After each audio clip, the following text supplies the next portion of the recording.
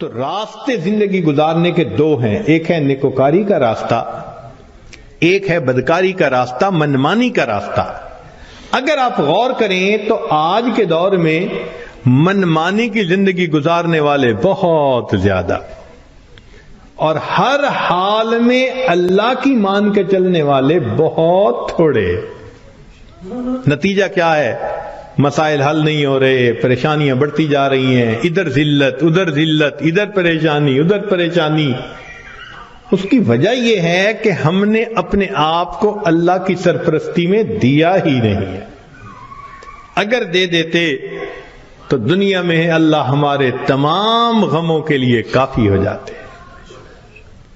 ہماری مثال تو وہ ہے کہ کوئی بلینر انسان ہو اور اس کا بندہ چپڑاسی کی نوکری کے لیے درخواست دیتا پھرے، تو ہر بندہ کہے گا یار تمہارا باپ تو بلینر ہے اور تم پی این کی جاب کے لیے درخواست دے رہے ہو، سویپر کی جاب کے لیے، یہ کیا؟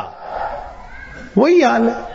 اللہ تعالی ہمیں اپنے سرپرستی میں لینے کے لیے وعدہ فرما رہے ہیں، اور ہم اللہ کے وعدے پر آنے کی بجائے خود دنیا کے جھمیلوں میں اپنے رزق کو تلاش کرنے میں لگے ہوئے ہیں۔ یاد رکھیے گا، اللہ فرما برداروں کو بھی رزق دیتا ہے، اللہ نافرمانوں کو بھی رزق دیتا ہے۔ اللہ تعالیٰ فرما برداروں کو بھی رزق دیتا ہے اور اللہ تعالیٰ نافرمانوں کو بھی رزق دیتا ہے، مگر فرق ہے۔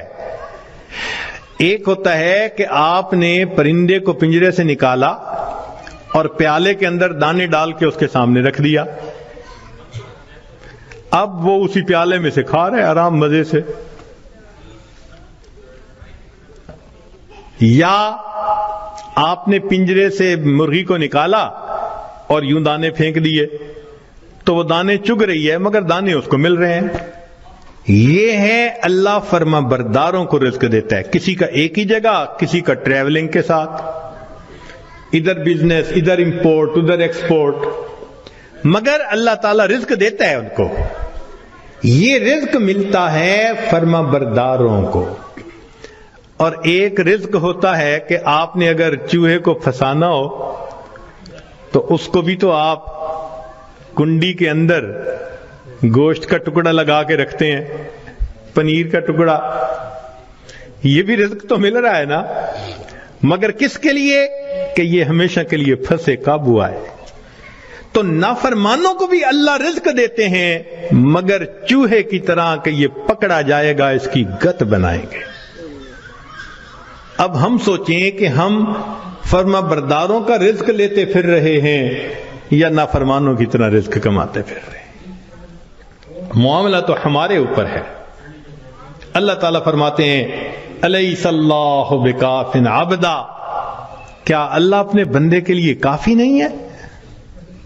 کتابوں میں لکھا ہے اے بندے، ایک تیری مرضی ہے، ایک میری مرضی ہے، اگر تو چاہے کہ تیری مرضی پوری ہو میں تجھے تھکا بھی دوں گا، تیری مرضی کو بھی پورا نہیں ہونے دوں گا، اور اگر تو چاہے کہ میری مرضی پوری ہو تو میرے بندے میں تیرے کاموں کو بھی سنوار دوں گا، تجھے رزق میں بھی وسعت عطا فرما دوں گا۔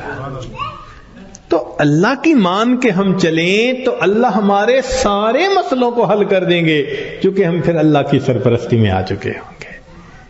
اللہ تعالیٰ قرآن مجید میں فرماتے ہیں وعد اللہ الذین آمنوا منکم وعملوا الصالحات لَيَسْتَخْلِفَنَّهُمْ فِي الْأَرْضِ، اجتماعی طور پر نیکوکار بن کر زندگی گزارنے والوں کے لیے اللہ کا وعدہ ہے، فرماتے ہیں میں تمہیں زمین کے اندر خلافت عطا کروں گا، وَلَيُمَكِّنَنَّ دِينَهُمُ الَّذِي ارْتَضَىٰ لَهُمْ وَلَيُبَدِّلُنَّهُمْ خَوْفَهُمْ أَمْنًا، اور اللہ ان کے خوف کو امن میں بدل دیتے ہیں۔ پھر اللہ تو وعدہ فرما رہے ہیں، وعد اللہ کا وعدہ ہے۔ آج بندہ وعدہ کر دیتا ہے تو اتنا یقین، کیا اللہ کے وعدوں پہ ہم یقین نہیں کرتے؟ تو ہمارے زندگی کی کامیابی کا ایک ہی طریقہ ہے کہ ہم اللہ کے وعدے پر بھروسہ کر کے عہد کریں کہ اللہ آج کے بعد ہم نے نافرمانی نہیں کرنی۔ اب سوال پیدا ہوتا ہے کہ ہم صالحین میں شمار کیسے ہو سکتے ہیں؟ بہت آسان ہے، ذہن سے گناہ کے ارادے کو ختم کر دیجئے، ذہن سے گناہ کے ارادے کو ختم کر دیجئے۔ اللہ میں نے آپ کے کسی حکم کی نافرمانی نہیں کرنی، اور جو کر چکا میں توبہ کر رہا ہوں۔ تو پہلا قدم کہ آئندہ گناہ کی نیت کو ذہن سے نکال دینا، اور دوسرا کہ اگر پھر گناہ ہو جائے تو پھر توبہ کرنا۔ بس یہ دو کام کر لیجئے۔ ایک، ابھی اسی وقت پچھلے تمام گناہوں سے سچی توبہ کی نیت کر کے عہد دل میں کر، اللہ آئندہ میں آپ کی مان کے چلوں گا، ہر کام آپ کے نبی علیہ السلام کی سنت کے مطابق کروں گا، دین کے مطابق کروں گا، شریعت کے مطابق کروں گا، من مانی نہیں کروں گا۔ اور اگر بالفرض پھر گناہ ہو جائے تو پھر توبہ کرے۔ جو ایسا کرے گا وہ نیکوکاروں میں شمار ہوگا اور وہ اللہ کی سرپرستی میں آ جائے گا۔ اور جب تک ہم اللہ کی سرپرستی میں نہیں آئیں گے ہماری پریشانیاں ختم نہیں ہوں گی۔ ہم نے دنیا میں دیکھا ہے پرائی بکری کو کوئی گھاس نہیں ڈالتا۔ ہم نے کلمہ تو پڑھا نا، تو لیبل تو لگ گیا نا کہ یہ مسلمان ہیں۔ اب اگر اللہ کے در سے بھی کچھ نہ ملے تو کسی اور در سے کیا ملے گا؟ بلکہ ہم نے تو دیکھا ہے کہ جس کتے کے گلے میں پٹے کا نشان ہو نا، اس کو ہر کوئی دھتکار دیتا ہے، جائے اپنے مالک کے دروازے سے کھائے۔ بالکل ہمارا یہی حال ہے، جدھر رخ کرتے ہیں ہمیں دھتکارا جاتا ہے، جاؤ اپنے رب سے مانگو جا کے۔ اور رب سے مانگنے کے لیے نیک ہم بن نہیں رہے، تو ہمارے پاس کوئی دوسری آپشن نہیں سوائے اس کے کہ زندگیوں کو بدلیں، نیکی پہ آئیں، اللہ تعالی ہمیں اپنی سرپرستی میں لے لیں، پھر اللہ تعالی ہمارے الٹے کاموں کو بھی سیدھا کر دیں گے، ہماری پریشانیوں کو اللہ ختم فرما دیں گے۔